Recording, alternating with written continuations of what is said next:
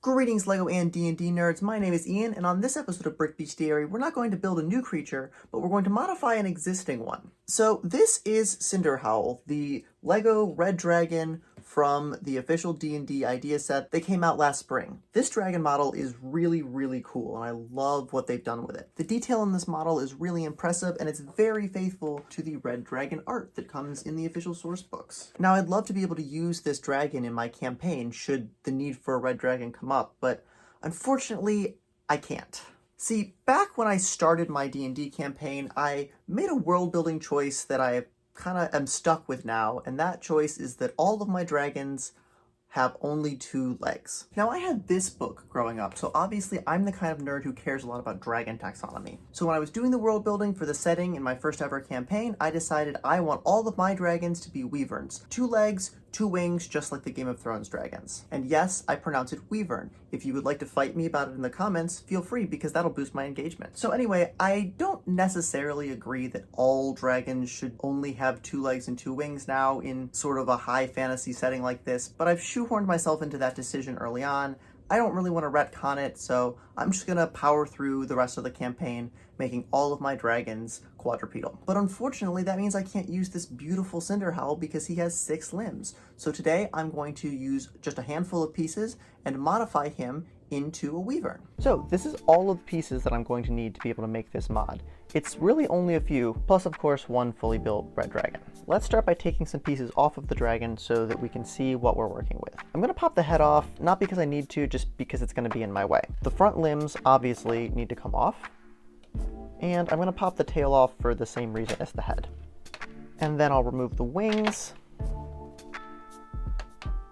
and we're left with this dragon torso with 2 back legs. Now, when we reattach the wings, we're going to attach them to the shoulder socket where the front leg was attached, which means we need to kind of fill in this gap where the wings were attached on the original model. I'm going to take 2 half pins and put 1 on each side, and then I'll take 2 of these sloped red pieces and put them on the pin like that. Then I'm going to take 2 more and I'm going to slide them down into this space here.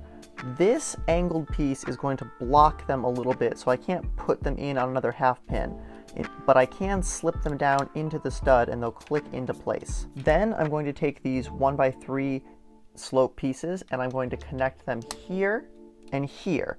That'll join these 2 plates in the middle, and it'll step over that little sloped stud. Then I'm just going to cover this exposed stud with a little quarter round piece on each side.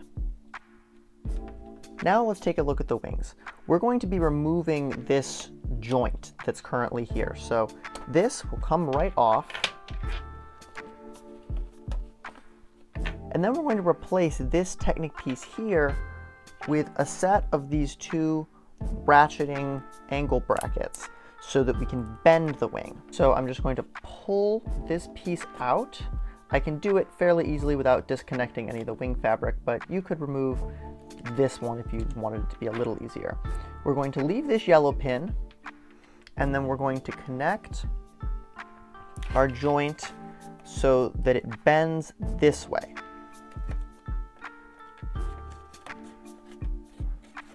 I'll tuck this little piece of fabric back underneath this tooth to kind of hold it down. And then I'm just going to do the same thing to the other wing.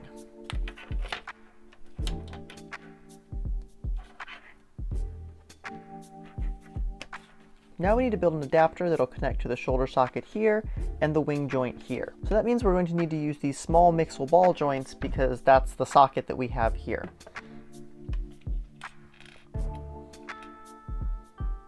I'm going to take 1 of these Technic pins that's attached to a plate, and I'm going to put a pin in the hole, a cheese slope covering the stud, and then I'm going to attach the mixel ball joint facing away from the pin like that. Then I'm going to add a red plate as a spacer and an inverted one of these Technic bar holders on the bottom. Then I'll take this inverted slope and cover that stud with a cheese slope just like that. This is going to be our adapter piece. I need to make one for the other side that is mirrored from this one. So we're going to put the pin in this side, cheese slope, Mixel joint facing backward, spacer. And there we go, we have two mirrored wing attachment pieces. Now, one last thing to connect this to the wing, I need to pull out this blue pin and I need to move it from the center hole to the back hole. And then I'll take my adapter piece, I'll have this triangle pointing downward. And we have to do the same thing to the other wing. Now, lastly, I'm going to take a few translucent clear pieces and make a stand because these wings aren't going to be able to hold his own weight. So this is going to give him a little boost under the chest. I'm just going to take this radar disc and place a cylinder on top and then a 1x2 brick, which I will connect conveniently to these two exposed bottom studs underneath his chest. Now the torso will stand up by itself. Let's go ahead and reconnect the tail and the head. And then the wings will just snap right on to the shoulder sockets, one on each side. Just like that. I'll angle the wings up and I'll spin them forward. And just like that, Cinderhowl is a Wyvern. Now these wings do still allow for a flight pose, although you'd need a pretty hefty stand to be able to hold him up in flight, but you do still have that option. And of course the front legs are still fully intact, so I can just set these aside with the couple extra spare pieces we had, and if I want to switch him back, it's a pretty easy modification to go from a 2-leg design to a 4-leg design.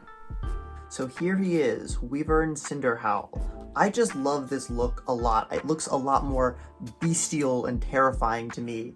I see the 4-leg dragon as very regal, and this is just a lot more animalistic and kind of terrifying, crawling towards you like this. And I'm not sure if anybody else will ever have reason to use this modification. I'm probably the weird one wanting all of my dragons to only have 4 limbs, but I think it turned out pretty good. So let me know in the comments down below what you think of this mod, and what are your thoughts on dragon taxonomy in general. Also let me know what creatures you'd like to see me build in a future episode of Brick Bestiary, and thanks for watching.